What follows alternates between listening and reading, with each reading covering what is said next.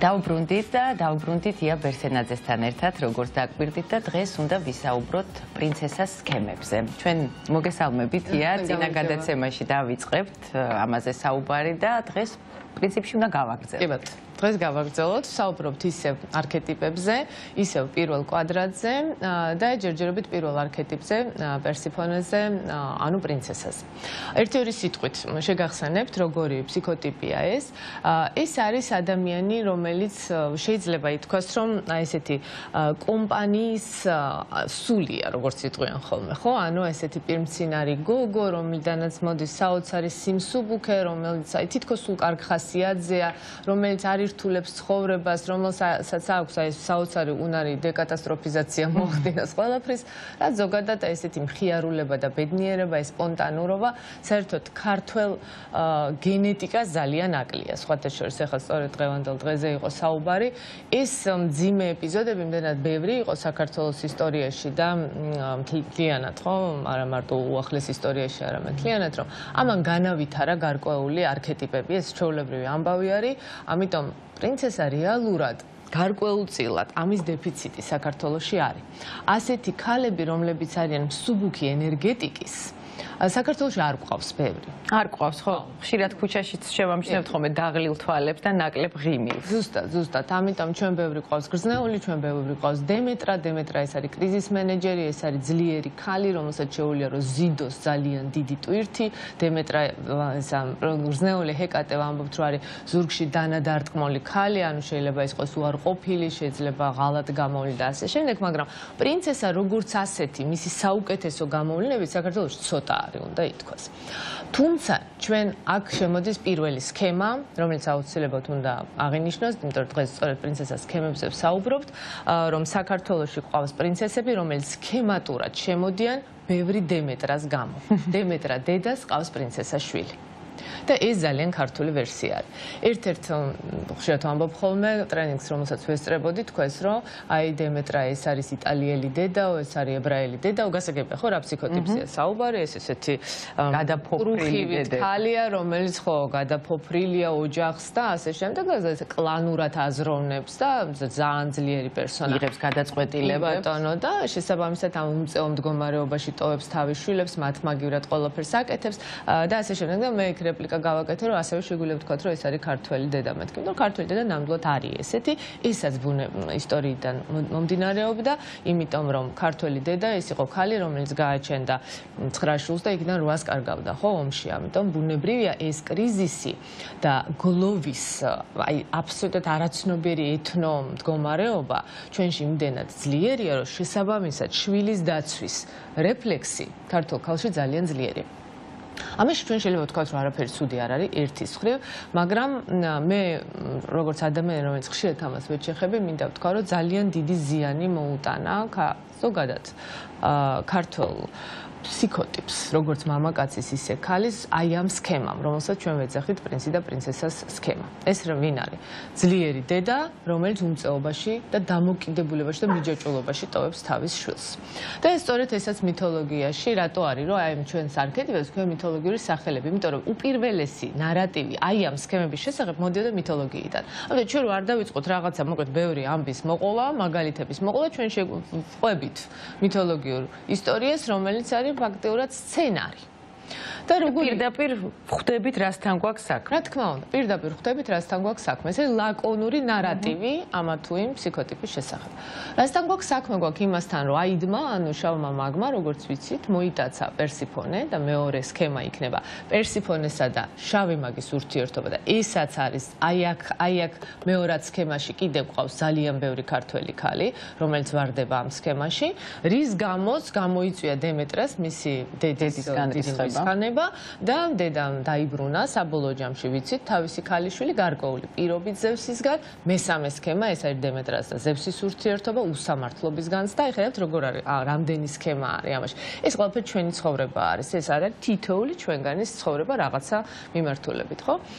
და საბოლოო ჯამში მოხდა ისეთი რამ, რომ მან დაიბრუნა თავისი შვილი, მაგრამ დაიბრუნა გარკვეული პირობით. და ეს გარკვეული პირობა იყო გადარჩენა ამ სქემაში ყველასი.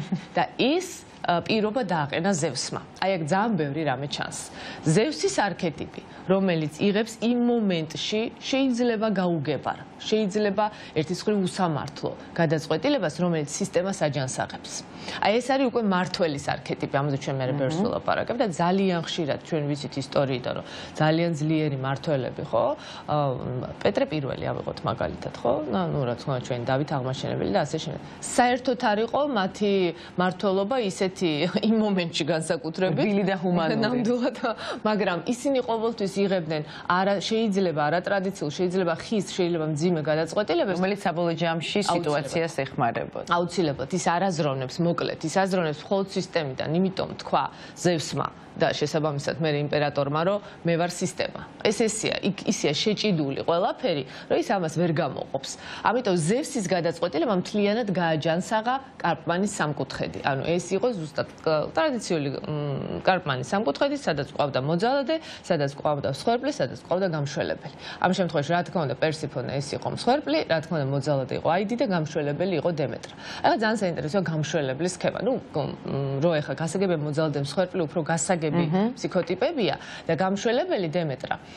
გამშველებელი აი საქართველოშიც ახლა ძალიან ბევრი და ძალიან ბევრი შეეხმიანება ის რომ აი ცოტა არამკითხე მოამბეოს ისტორიებში ეხვევა ხოლმე ხო მას აქვს რაღაცა რეფლექსი რომ დაეხმაროს ადამიანებს ძალიან ეხმიანება ეს ქურუმის არქეტიპსაც მაგრამ შეიძლება შედეგად მიიღოს ის რომ საერთოდ არავინ არ დარჩეს მადლიერი ამითი პირიქით ეგ პრეტენზიები იყოს მის მიერ თვითონ დაიღალოს ვეღარ გამოვიდეს საქმეს გააფუჭოს შეიძლება საქმეს გააფუჭოს სავარაუდოდ ესეც იქნება კარპმანის სამკუთხედში ითვლება, რომ არც ერთი მხარე ამ სამკუთხედის, არც ერთი კუთხე არ არის ჯანსაღი. და მხოლოდ იმ შემთხვევაში ირღვევა ეს თუ გამოდის ვიღაცა. ძალიან მნიშვნელოვანია, რომ ამ მოძალადეობრივი სქემიდან ვიღაცა გამოვიდეს. ამ შემთხვევაში ეს იქ ზუსტად ზევსმა ეს გააკეთა რეალურად რა. ეხლა რა ხდება აქ? რატო არის დემეტრა ამ შემთხვევაში გამშველებელი? იმიტომ რომ და ნებისმიერი გამშველებლის ფსიქოლოგიური ასპექტი არის ესეთი. მას აქვს ძალიან ძლიერი მეორადი სარგებელი და ეს მეორადი სარგებელი არის რომ მე მსხვერპლზე ძლიერი ვარ. ანუ მაინც თავისი ეგოს ამბავი არის აქ.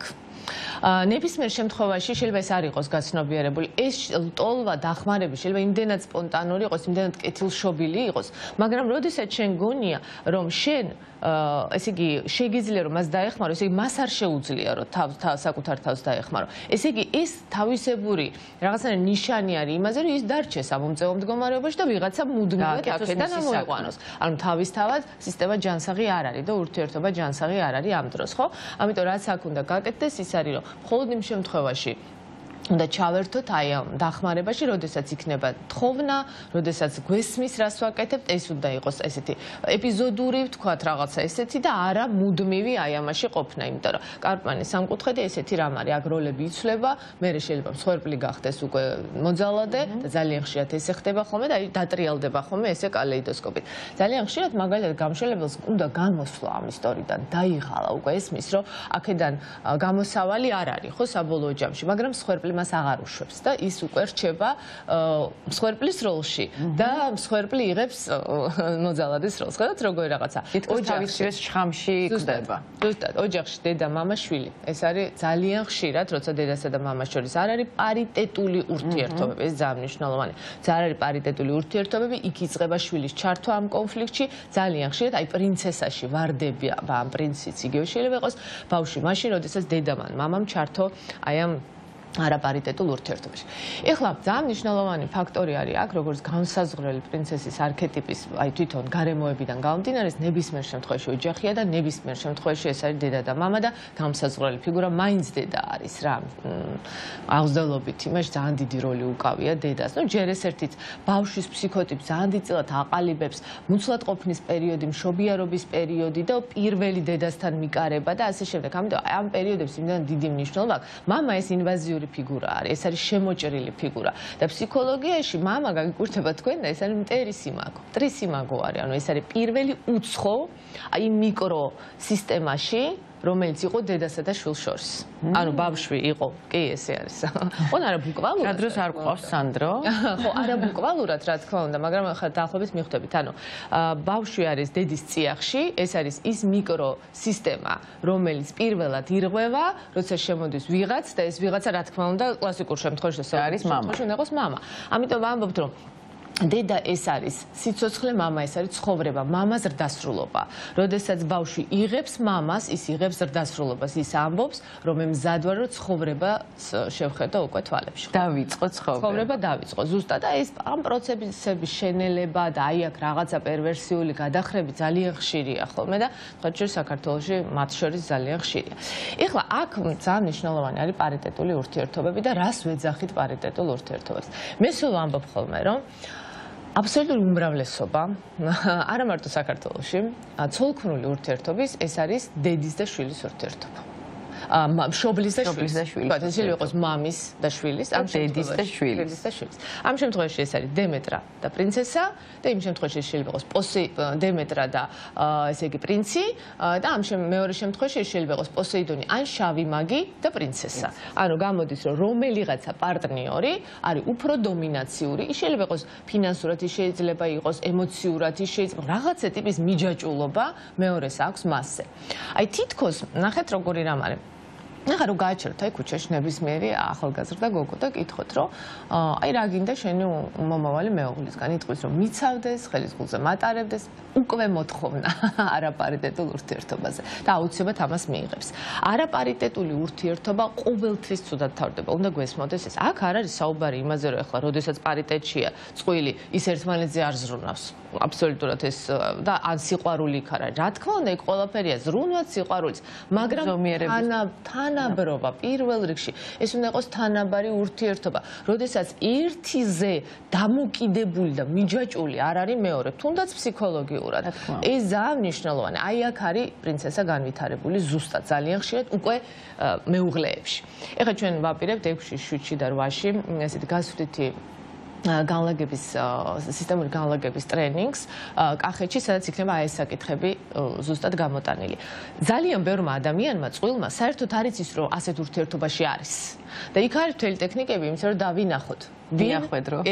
ზუსტად თვითონ ხედავს ეს რა ამ ტრენინგის განმავლობაში, ну ეს უფრო ვორქშოპია. და რა ტიპის ტრენინგია? ეხლა ამ შემთხვევაში ეს არის სისტემური განლაგება, ეს ძალიან საინტერესო ესეთი მეთოდი არის ფსიქოლოგიაში, როდესაც გარკვეულ სცენარს, გარკვეულ პრობლემას, გარკვეულ საკითხს, ეს საკითხი გადადის, ასე რომ ვთქვათ, სცენაზე, ანუ ნიადაგზე, როგორც ჩვენ ვამბობთ, და ჩემი პრობლემა იშლება შემადგენელ ნაწილებად და ამ შემადგენელ ნაწილებს სხვადასხვა რეპრეზენტატორი განიცდის ამ ბერძნული თეატრის პრინციპია პრაქტიკულად. დაახლოებით. ეს არ არის ფსიქოდრამა, თითქოს გავს ფსიქოდრამას, აქ არ ვთამაშობთ როლს, აქ არის გარკვეული სქემები, რომელიც გინდა არ გინდა თამაშდება მაინც. ხო, თეატრის დანიშნულებაც ეს იყო საბრძოლო საბერძნეთში, რომ ამოეცნოთ ადამიანებს თავიანთი აქაც დაახლოებით მნიშვნელოვანია ეს განსაკუთრებით იმ ადამიანებისთვის, რომლებიც არიან ტოქსიკურ ურთიერთობებში, რომლებიც ან არაპარიტეტულ ურთიერთობებში. აქ არ არის მხოლოდ ქალის და მამაკაცის ურთიერთობა. პარიტეტული ურთიერთობა შეიძლება იყოს პარტნიორებს შორის, მეგობრებს შორის, მაგალითად მუდმივად მეგობრებში რაღაცა პრობლემები ექნებოდეს, ხო? ან სამსახურში, ან ასე შემდეგ. ასევე ძალიან მნიშვნელოვანია იმ ადამიანებისთვის, რომლებიც საერთოდ ვერ შედიან აი რაღაცა ტიპის ჯანსაღ ურთიერთობებში და ამის პრობლემა აქვთ. ამიტომ არა მარტო წყვილების თერაპია არის, ეს არის ურთიერთობების თერაპია, პარიტეტული ურთიერთობების თერაპია. ასევე ზოგადად განლაგებები ძალიან კარგად მუშაობს ადამიანებზე, რომლებსაც აქვთ ეგრეთ წოდებული ემოციური ინჰიბიციები, ანუ ემოციების შეგრძნების პრობლემები. და ძალიან ბევრი ადამიანია ესეთი, იმიტომ რომ ჭარბ ემოციაზეა საუბარი თუ პირიქით, ვისაც საერთოდ არის. ანუ ემპათიის განცდა ვისაც არის. მათ შორის ემპათიის განცდა როგორც შედეგი. აი მაგალითისათვის შეგრძნებები იმდენად განდევნილია, მაგალითად სიხარულის შეგრძნება, მაგალითად სევდა, მაგალითად სიბრაზე, მაგალითად შიში და ასე შემდეგ, ხო? იმიტომ რომ როდესღაც ამან იმხელად ტკივილი მოუტანა მას, ეს ბავშვობაში იქნებოდა იცოდა, რომ მან საერთოდ თავდაცვიდან გამომდინარე უარი თქვა ამ შეგრძნებაზე. და ეს დიდი პრობლემაა, რა თქმა უნდა. შეგრძნებების არხი უდიდესი არხია, ხო, ეს მეორე არხია. ცხოვრება ამის გარეშე წარმოუდგენელია, რა რთულია. ძალიან შავ-თეთრია ამ ადამიანების ცხოვრება და ძალიან, როგორ გითხრათ, თვითონ ძალიან იტანჯებიან ამით და არაჩვეულებრივად მუშაობენ. და შეიძლება ვერ ხვდებოდნენ. ხო, და ძალიან ხშირად ვერ ხვდებიან. ძალიან ხშირად პირდაპირ მოდიან და ამობენ, მე მაქვს ამის პრობლემა. მე მაქვს ამის პრობლემა, დამეხმარეთ, ხო? და ეს მეთოდი ძალიან კარგად მუშაობს ამაზე. სწორედ ესეთი არქეტიპული განლაგება და პარიტეტული ურთიერთობა უფრო ესეთი მიმართული გვექნება და რა თქმა უნდა, აქაც ძალიან პრინცესას ზუსტად ვიცი, რომ პრინცესას სქემა იქნება ერთ-ერთი წამყვანი სქემა. რომ ბევრი პრინცესები ყავს. კი, ამ სქემაში შესული ბევრი ადამიანია. აი ნახეთ, შეიძლება შენ დაიბადო პრინცესის არქეტიპით და ის თუ რესურსულად არის შენში გამოხატული, მაშინ შენ ხარ მხიარული, რესურსული ადამიანი, არა მსხვერპლი რაღაცა სიტუაციის, არამედ რესურსში ხარ. მაგალითისათვის, პრინცესას ჩვენ ავთ ესეთ რამეს, რომ წამყვანი არქეტიპის ცოდნა ძალიან მნიშვნელოვანია. რას ნიშნავს ეს, რომ შენი ნიჭიერება რაშია? რა არის ის უნიკალური, რითიც შენ დაიბადე? შენი გენია რაში? ყველა ადამიანს აქვს გენია. მაგრამ ადამიანმა შეიძლება მათი ცხოვრება იცხოვროს, ვერ აღმოაჩინოს. ვერ აღმოაჩინოს. იყოს სულ სხვა ოპერაში მღეროდეს. რა არის პრინცესების გენია? პრინცესების გენია ეს არის ცხოვრება გახადოს დღესასწაული. ისე როგორც პრინცის საერთოდ დიონისე იყო, ეხლა ჩვენ ამაზე მერე ვისაუბრებთ. ეს პირდაპირ დღესასწაულის ბახუსის ღმერთი. ზუსტად იგივეა პრინცესას. ეს არის ბედნიერების შემომტანი არქეტიპი, როგორც ადამიანის პერსონაჟი, როგორც არქეტიპი. თუ ჩემში პრინცესა განვითარებულია, მე თანდაყოლილი უნარი მაქვს ვიბედნიერო ყველაფრით. ვიყო ხალისიანი, ვიყო სპონტანური, არ წავიდე რაღაცა ტრაგედიებში. მაგრამ ნახეთ, ეს ამას თავისი სიმსუბუქე ხო აქვს, როგორც დადებითი. მაგრამ შეიძლება ეს უკვე ზედოზირებული როცა არის, გადავიდეს იმაში, რომ ადამიანი იცილებს სტრესს, ეძებს მფარველს, იმიტომ რომ უკვე უნარი აღარ აქვს პრობლემებთან გამკლავების, გესმით როგორი რამ არის? კი, ფრენის ზუსტად რესურსი აღარ აქვს. ვიდრე ჩვენ ხო გვესმის, რომ არ არის ცხოვრება ერთი დიდი დღესასწაული, ხო? ანუ რა თქმა უნდა, სიხალისის უნარი მნიშვნელოვანია და ეს ძალიან გვაკლია, მაგრამ ამავდროულად უნდა გვესმოდეს, რომ თავდაცვა, საზღვრების დაცვა, რაც პრინცესას ძალიან უჭირს, სტრესს ვერ უსწორებს თვალს. ამიტომ ის რჩება მუდმივად უმწიფარ ბავშვად, რომელიც ეძებს არაცნობიერად მფარველს. როდესაც თქვენ აჩერებთ ქუჩაში გოგონას, რომელიც ამბობს, რომ ის ეძებს ადამიანს, რომელიც ხელის გულზე ატარებს, ეს უკვე არის მოთხოვნა არაცნობიერი იმისა, რომ ის არის მსხვერპლი და მიიღებს მოძალადის. ხო არ ფიქრობ, იარო, ერთის მხრივ ის რომ ხარ ადამიანი, რომელიც გასცემ ამდენ დადებითს, ამდენ ღიმილს და აი სუსტად სწორედ ახსენე, რომ რესურსი იწურება, მე გჭირდება ელემენტი, რომელიც რაღაცნაირად შეგავსებს და ისევ აგავსებს. ეს ხო რაღაცნაირი წრე არის. იქნებ ეს არის და არა ვთქვათ, უნდა დამცველი ყავდეს. არა, უბრალოდ ჭირდება გვერდით ადამიანი, რომელიც ამას ისევ აავსებს და ისევ ამ ფრენის საშუალებას მისცემს. რასაც ამბობ, ეს არის პარიტეტული ურთიერთობა. ზუსტად ეს ყველას გვჭირდება. უბრალოდ ეს აბსოლუტურად სხვა რამე არის. პარიტეტულ ურთიერთობაში ორი განსაზღვრელი ფაქტორი არის. პირველი, მე უნდა მესმოდეს, რომ ჩემს პარტნიორს აქვს მოთხოვნები და სურვილები, რომელიც არის საკრალური. მაშინაც კი თუ მე არ მესმის მას ის რატო იქცევა ესე, მე უნდა მესმოდეს, რომ მას საკმარისი მიზეზები აქვს ასეთი ქცევისთვის. პირველი მიღება პარტნიორის როგორიც არის. არ გადავაკეთოთ, არ მოვტეხოთ, არ მოვირგოთ, იმიტომ რომ ეს არის უკვე მოძალადეობა არის. ახლა როგორ არის მამაკაცის მოძალადეობა არის манифестირებული, ფიზიკური ძალადობა ძალიან ხშირად, ქალის არის манипуляციური, ფსიქოლოგიური. მე ვერ ვიტყვი, რომ ფსიქოლოგიური ძალადობა ნაკლებია ვიდრე ფიზიკური. შეიძლება რიგ შემთხვევაში მეტიც იყოს.